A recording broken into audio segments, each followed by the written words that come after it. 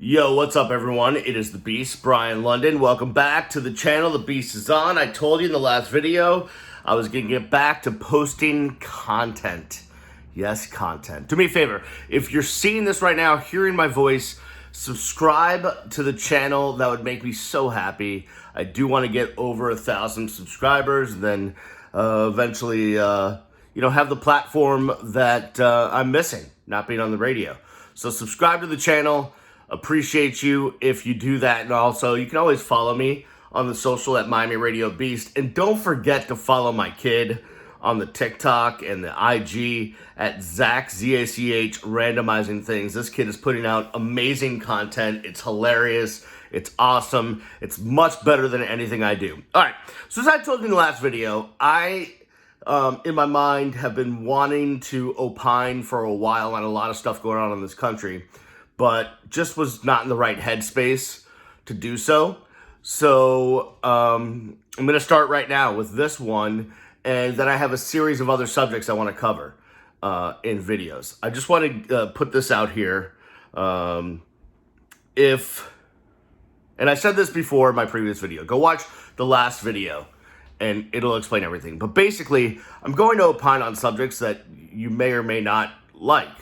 It's certainly not going to be sports or canes or lighthearted. So if you're easily offended, triggered, all of that stuff, just press stop. And that's totally fine. Like, I get it. It's weird being in my space because I know that a lot of people that follow me or watch me or are fans or hate me do so because of sports and canes and all of that stuff. I get it. That's my space. I get it. But as a person, I'm way more than all of that. And what brings me joy and satisfaction is being able to talk and communicate and opine on things outside of sports and canes and all the lighthearted stuff. I love that stuff too, and I'm never going to stop that. And that's why no matter what I say in this video or how you may take this video, we can still be friends. We can still talk about those things and have that in common. So here we go. There's as I said, there's a lot of things going on in this country that I want to talk about. But this one today is where I want to start. And it's with the President of the United States, Donald J. Trump. I don't want to get hyperbolic. I don't want to sit here and say that Donald Trump is the worst president in the history of the United States and go all hyperbolic. I don't know if that history will judge whether that's true or not. I do know this, and this is really where I want to attack this, because there's many ways I could go. I could just be just a blowhard and just go off, but I don't want to do that. What I wanted to try to understand, what I'm trying to work out in my mind is who are the people that are still uber Trump fans, uber MAGA? Like what is motivating them to love this president? And I really did. I tried on Twitter, I tried on Facebook, where I have thousands of followers on both, to say, hey, if you're a huge Trump supporter, let me know why. Like, I honestly want to know why. Like, what is motivating you? And crickets. No one wanted to respond. Now, I get it. Like, I'm sure people didn't want to respond because of what might ensue after that. But I really want to get a feel, because in my mind, and I may be completely wrong, right? But just so I don't want to have to throw my credentials out there, but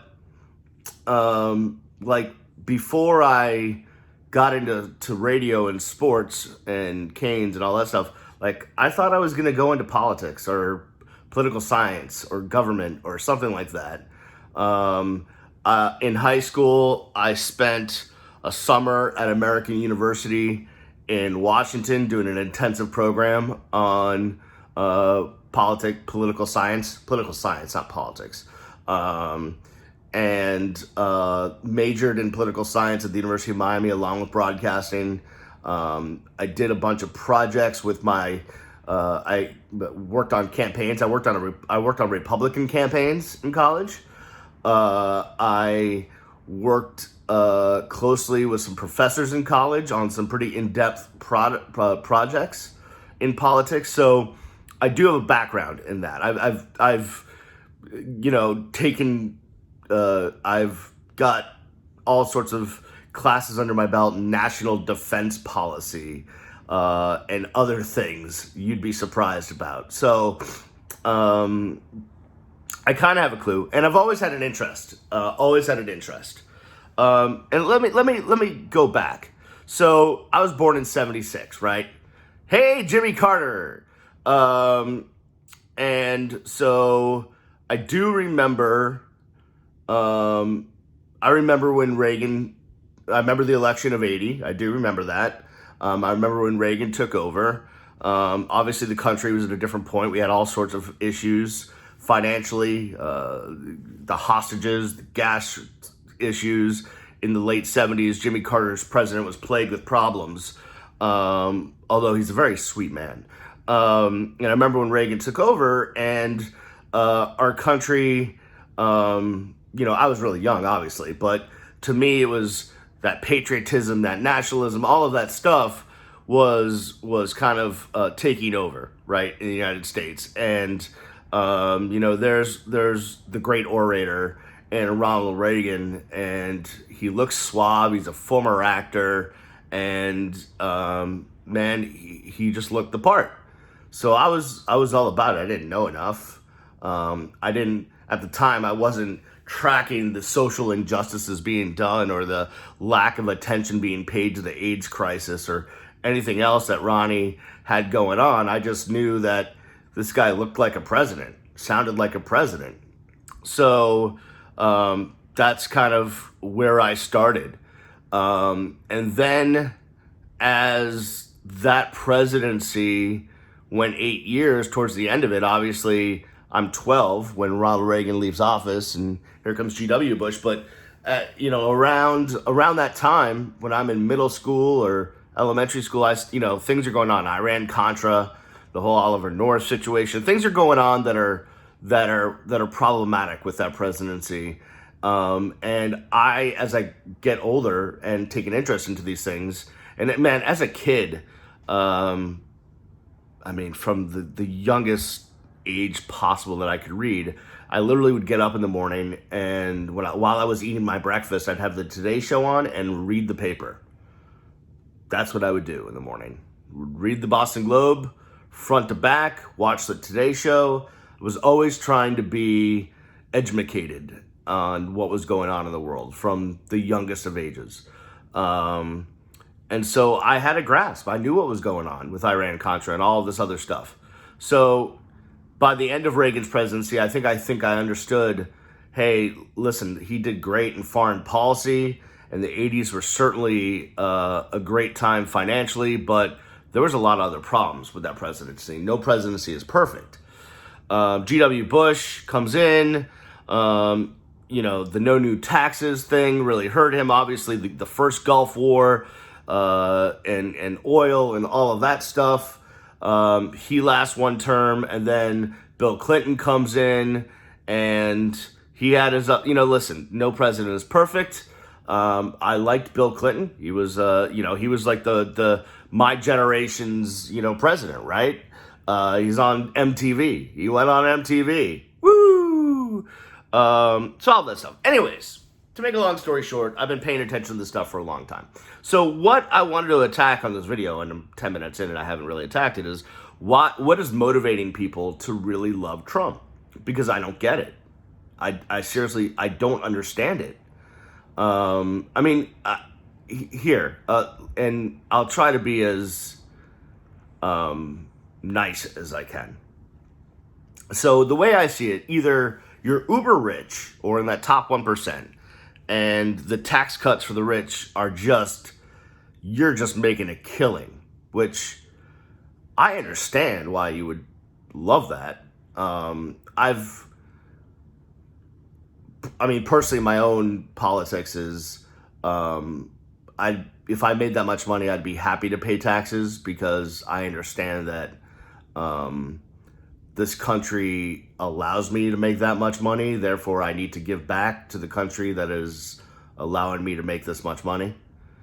But that's that's my thing. I tend to see people that are billionaires that don't want to pay taxes or try to find workarounds and use offshores and all sorts of stuff. I kind of see them as selfish, but that's my own personal view.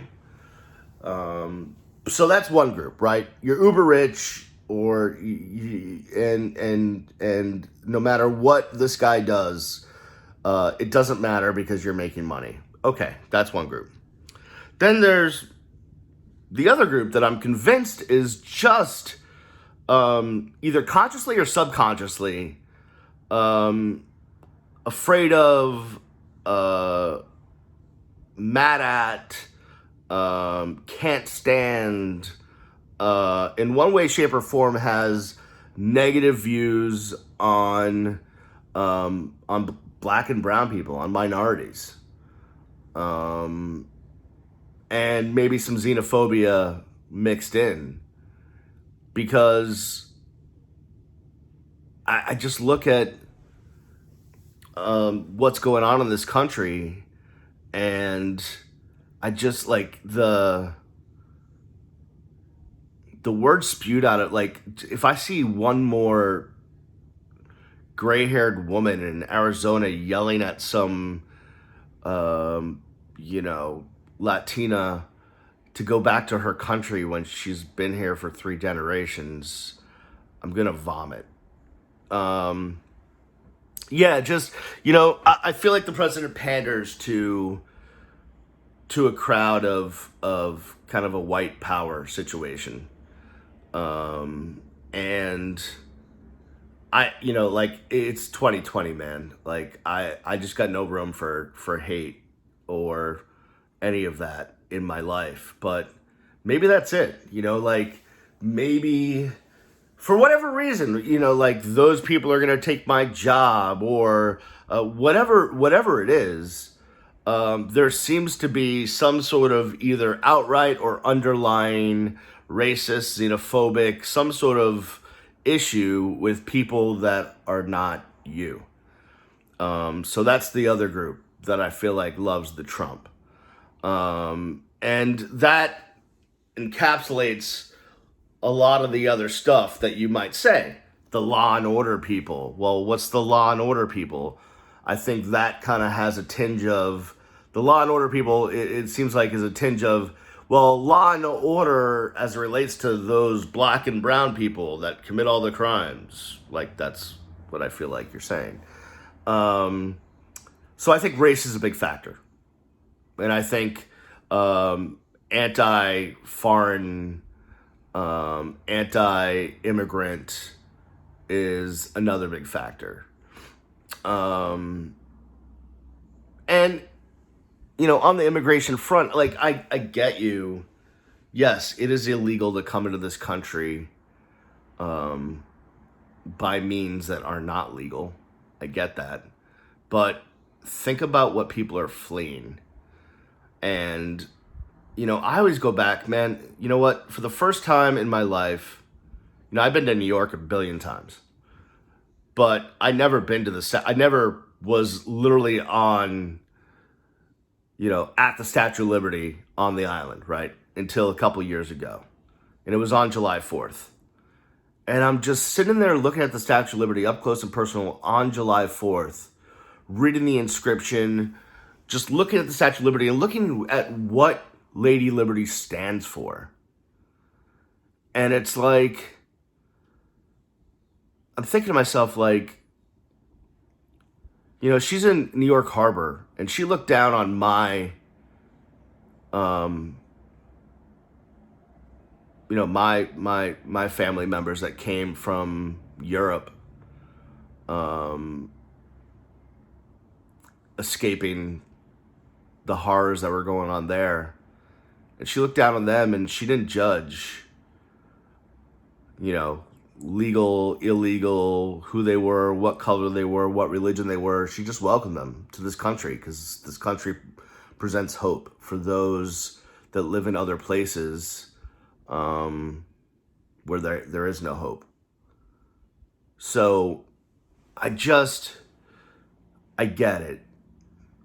You're pissed off because someone that's, fleeing horrific conditions in Central America is making their way through Mexico and coming over the border illegally. I get that and what have you, but like, that's what we're here for, man. That's the United States of America. Like, we're supposed to be welcoming. And, I get it. That's an illegal action. Well, I mean, how many of us commit illegal actions every day? Do you ever go over 55 or 60? Because that's illegal. You ever parked in a space that you weren't supposed to park in? It's illegal. I know I'm comparing apples to oranges, but I'm just saying. So back to the Trump thing. I really have a problem at this point with his behavior, with how he treats people, listen, and it's not like us libtards are the ones pointing out all this. Like, how many people who are diehard Republicans, conservatives, who have worked in his administration are pointing out to you all of the failures of this man, and it doesn't matter. So that's what I don't get, because you have people that are educated, but very conservative, very Republican, certainly polar opposite from me, telling you this man is not fit to be president. This man should not be president. John Bolton's coming out with this book. I'm going to take it with a grain of salt. He wouldn't testify in front of Congress. He wanted to make money. But he's telling you, this guy didn't know that Finland was its own country. Didn't know that the UK had nukes. Didn't know that, all sorts of, wanted President Xi in China, his best friend, to help him with this election. And there's been a billion stories like that. And no matter what story comes out, the base just stays. And I'm trying to figure out, like, what it is. To the point where I truly and honestly believe, I swear you could put me on a lie detector test. I truly believe that what Trump said is true. He could go out in the middle of New York in Fifth Avenue and shoot someone, and his base would not care. And I don't know why. I don't understand it. It makes no bleeping sense to me, unless, again, we go back to my theory that it's either because you're uber rich and you're making a ton of money and you're willing to put all that aside because what matters is your bank account, or you simply, remember, consciously or subconsciously, just don't like black, brown, minority people or foreigners. That's basically what it comes down to. I know that oversimplifies it. Trust me, I know. I would yell at myself if I was my political science professor for bringing it down to that. But that's what it comes to. And I think it's sickening. Like,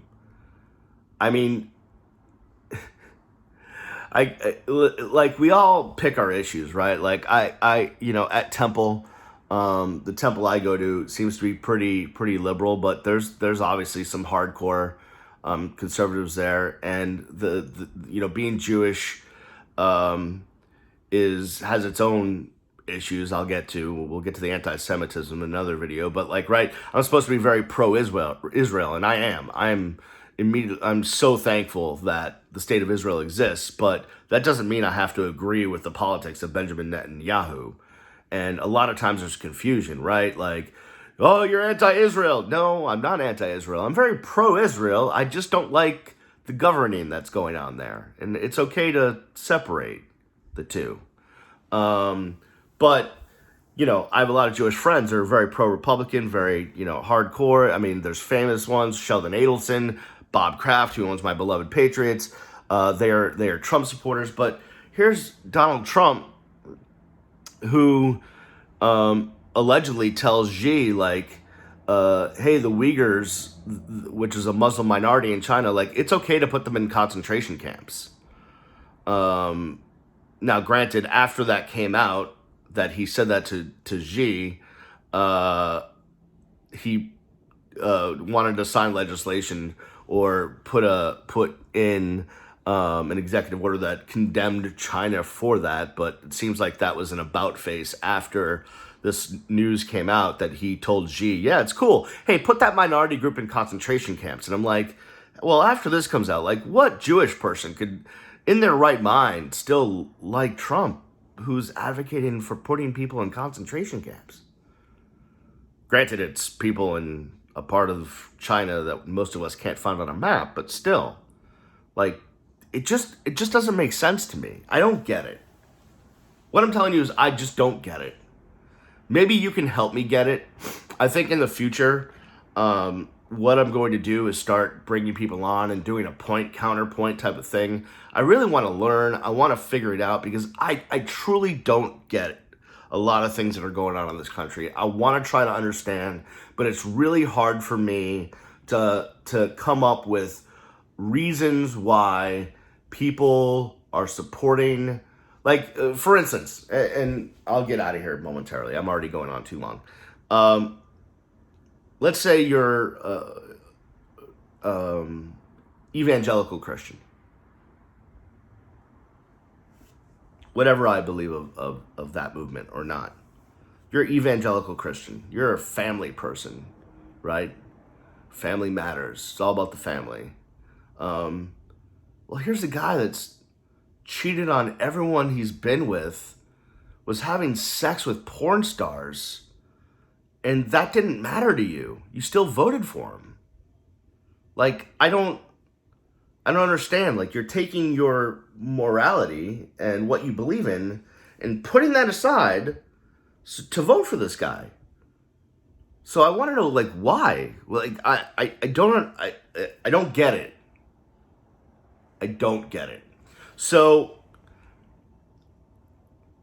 you know, yesterday when I was thinking about what I was going to say today in this video, I really was a lot more angry and thought I was just going to be yelling for 20 minutes. But as I walked up the stairs to shoot this, I decided it'd be better to present this as, help me understand, because I don't. And I don't know that you'll be able to convince me, but I'm so curious because I can't fathom a reason why a moral, normal, patriotic American would be supporting this president at this point in time for a billion reasons. So feel free to jump into the comments and help me understand. All right, that'll do it for me on this one. I'll be back at some point within the next day or two with another video. Some topics, you know, we're going to get into COVID. We're going to get into Black Lives Matter. We're going to get into policing in America and a lot of other important subjects where I'm just going to ask a lot of questions and have a conversation with you guys. And then eventually we'll loop back around and cover the same stuff, but this time I'll bring on guests who have opinions opposite of mine. And we'll see what happens. We'll see if we can learn anything from each other.